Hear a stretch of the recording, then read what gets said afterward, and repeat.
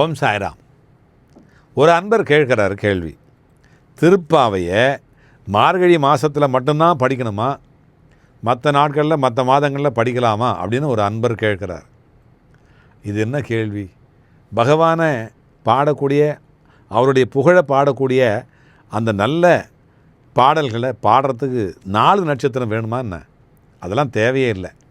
பாருங்கள், என்னுடைய சிறு வயசில் கிராமத்தில் நான் வாழ்ந்த பொழுது, சின்ன வயசில் என்னுடைய தகப்பனார் 4 மணிக்கெல்லாம் எழுப்பிடுவார். 4 மணிக்கெல்லாம், அதாவது மார்கழி மாதத்தில் நல்ல குளிர் நேரத்தில் குளிக்க வைப்பார். பச்சை தண்ணி குளிக்க வச்சுட்டு இந்த திருப்பாவை திருவெம்பாவை 2ஐயும் படிக்க சொல்லுவார். அவர் படித்ததெல்லாம் ரொம்ப குமரேச சதகம், இன்னும் அரப்பளீஸ்வரர் சதகம், இதெல்லாம் ரொம்ப சதகங்களை ஒரு 40 விதமான சதகங்களை அவர் படித்து மனப்பாடம் பண்ணுறவர். வாய்ப்பாடு தலைகீழ மனப்பாடம் பண்ணுறவங்க அந்த காலத்தில் இருந்தவங்களாம். இப்போ என்ன இது 2ஐயும் படிக்க வச்சார். நான் படித்தேன். அதனுடைய பலன் என்ன அப்படின்னா, பாருங்கள், சென்னைக்கு மாற்றலாகி நாங்கள் சென்னையில் படிக்கும்பொழுது ஒரு போட்டி வச்சாங்க. எங்கேருந்து? சங்கர மடத்துலேருந்து ஒரு போட்டி பள்ளிக்கூடத்தில், எல்லா பள்ளிக்கூடத்துலேயும் ஒரு போட்டி.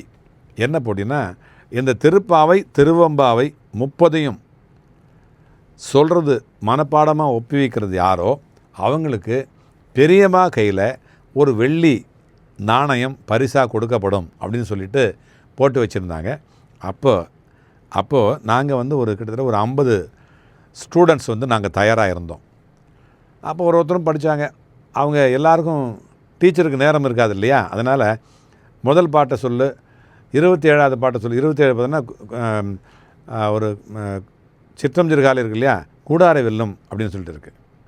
இந்த மாதிரி இந்த செய்யுள்களை சொல்லணும்.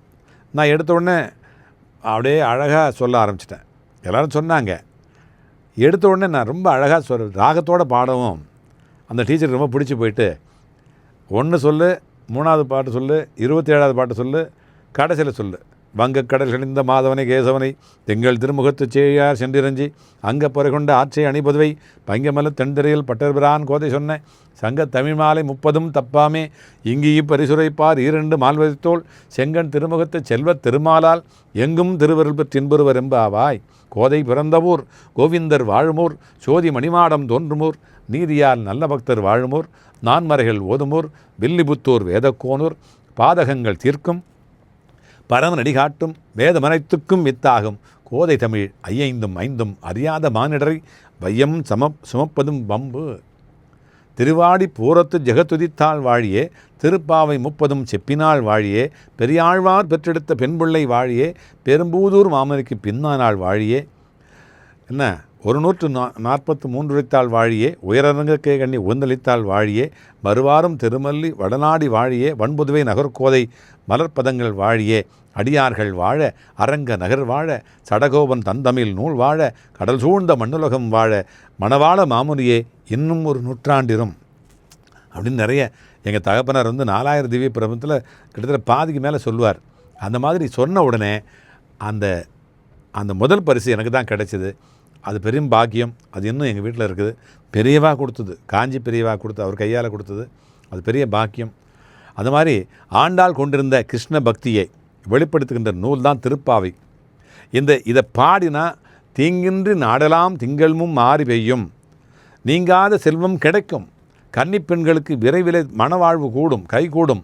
எந்த மாதத்திலும் இதை படிக்கலாம். யார் வேணுமானாலும் படிக்கலாம், எப்போ வேணாலும் படிக்கலாம். புண்ணியம் கிடைக்கும். அதுதான். கண்டிப்பாக படிங்க.